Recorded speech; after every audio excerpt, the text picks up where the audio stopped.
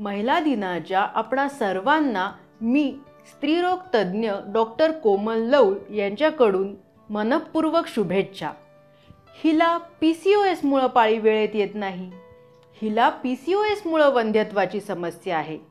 सध्याच्या धकाधकीच्या जीवनात बऱ्याच वेळा आपल्या कानावर पडणारा शब्द म्हणजे PCOS।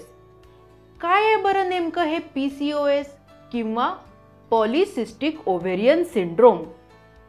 नॉर्मल स्त्रियांमध्ये पाळी येणारा दिवस पहिला पकडून त्यानंतर बरोबर 14 दिवसांनी एक अंडकोशात 18 ते 20 मिलीमीटर पर्यंत वाढतं आणि त्यानंतर ते अंडकोशातून फुटून गर्भनळीत येतं।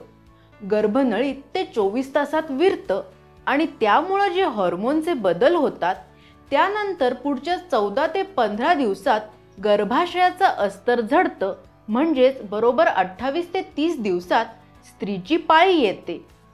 पण PCOS मध्ये या स्त्रियांमध्ये हे बीजांड 18 ते 20 मिलीमीटर पर्यंत न वाढता 10, 12, 14 असं अर्धवट वाढतं आणि अंडाशयातच साचून राहतं।